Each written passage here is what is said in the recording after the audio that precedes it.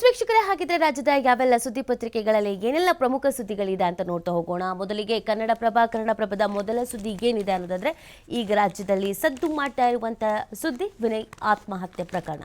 So ಈ ಪ್ರಕರಣದಲ್ಲಿ ಏನೆಲ್ಲ ಡೆವಲಪ್ಮೆಂಟ್ ಆಗಿದೆ, ಎಲ್ಲಿವರೆಗೂ ಬಂತು, ಬಿಜೆಪಿಯವ್ರಿಗೆ ಏನು ಹೇಳ್ತಾರೆ, ಕಾಂಗ್ರೆಸ್ನವ್ರಿಗೆ ಏನು ಹೇಳ್ತಾರೆ, ತನಿಖೆ ಯಾವ ರೀತಿಯಾಗಿ ನಡೀತಾ ಇದೆ, ವಿನಯ್ ಕುಟುಂಬಸ್ಥರು ಏನಂತಾರೆ. ಸೊ ಇದ್ರ ಬಗ್ಗೆ ನೋಡೋದಾದ್ರೆ, ಕೊಡಗಿನ ವಿನಯ್ ಆತ್ಮಹತ್ಯೆ ಪ್ರಕರಣದ ತನಿಖೆ ಚುರುಕುಪಡ್ಕೊಳ್ತಾ ಇದೆ. ಬಿಜೆಪಿ ಕಾರ್ಯಕರ್ತನ ಮೊಬೈಲ್ ಹಾಗೆ ಡೆತ್ ನೋಟ್ ಲ್ಯಾಬ್ ಪರೀಕ್ಷೆಗೆ ಕಳಿಸಲಾಗಿದೆ.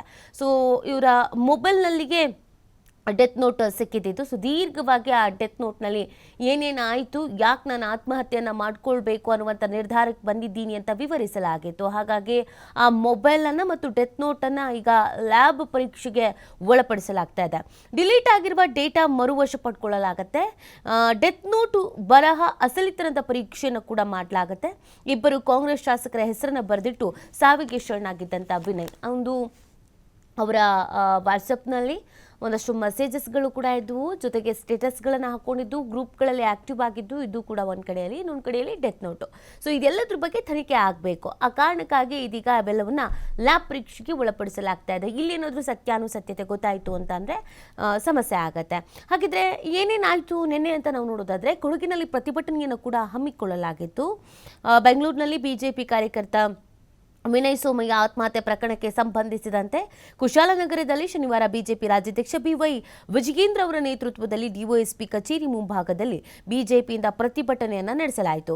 ವಿನಯ್ ಸಾವಿಗೆ ಆಕ್ರೋಶವನ್ನು ವ್ಯಕ್ತಪಡಿಸಲಾಯಿತು. ಈ ಸಂದರ್ಭದಲ್ಲಿ ಬಿಜೆಪಿ ಕಾರ್ಯಕರ್ತ ವಿನಯ್ ಅವರಿಗೆ ಕೊಡಗಿನ ಇಬ್ಬರು ಕಾಂಗ್ರೆಸ್ ಶಾಸಕರಿಂದ ಕಿರುಕುಳ ಆಗಿದೆ. ಹೀಗಾಗಿ ಪೊನ್ನಣ್ಣ ಮಂಥರ್ ವಿರುದ್ಧ ಕೇಸ್ ದಾಖಲಿಸಬೇಕು ಅಂತ, ಈ ತನಿಖೆಯನ್ನು ಸಿಬಿಐಗೆ ಕೊಡಬೇಕು ಅಂತ ಇದೇ ಸಂದರ್ಭದಲ್ಲಿ ಬಿವೈ ವಿಜಯೇಂದ್ರ ಅವರು ಕೇಳ್ಕೊಂಡಿದ್ದಾರೆ, ಬಿಜೆಪಿಯ ರಾಜ್ಯಾಧ್ಯಕ್ಷರು.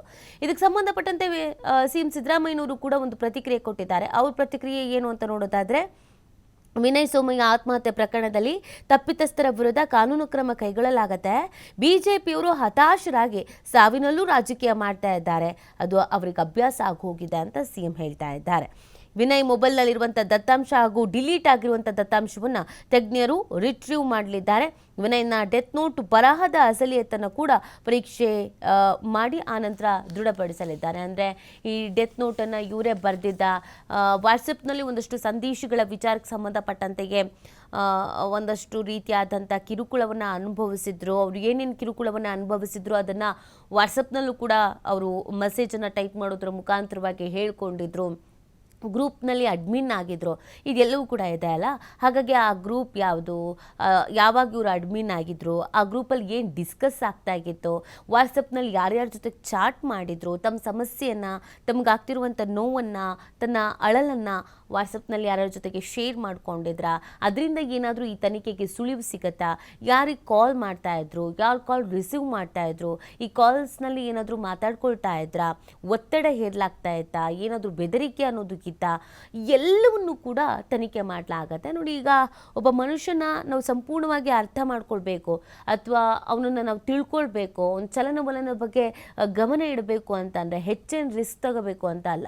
ಅವರ ಮೊಬೈಲನ್ನು ನೋಡಿದ್ರೆ ಸಾಕಾಗತ್ತೆ, ಯಾರ್ಯಾರ ಜೊತೆ ಕಾಂಟ್ಯಾಕ್ಟಲ್ಲಿದ್ದರು, ಇವರ ಅಭ್ಯಾಸಗಳು ಏನಾಗಿತ್ತು, ಇದೆಲ್ಲವೂ ಕೂಡ ಗೊತ್ತಾಗುತ್ತೆ. ಈಗ ವಿನಯ್ ಪ್ರಕರಣದಲ್ಲಿ ರಾಜಕೀಯವಾಗಿ ಒಂದಷ್ಟು ಇನ್ವಾಲ್ವ್ಮೆಂಟ್ ಆಗಿರೋದ್ರಿಂದ, ರಾಜಕೀಯವಾಗಿ ಒಂದಷ್ಟು ಜನರ ಹೆಸರು ಕೇಳಿ ಬರ್ತಾ ಇರೋದ್ರಿಂದ ಈಗ ತನಿಖೆನ ಈ ಆ್ಯಂಗಲ್ಗಳಲ್ಲಿ ಈ ರೀತಿಯಾಗಿ ಮಾಡಲಾಗುತ್ತೆ ಅನ್ನೋದು ಗೊತ್ತಾಗ್ತಾ ಇದೆ.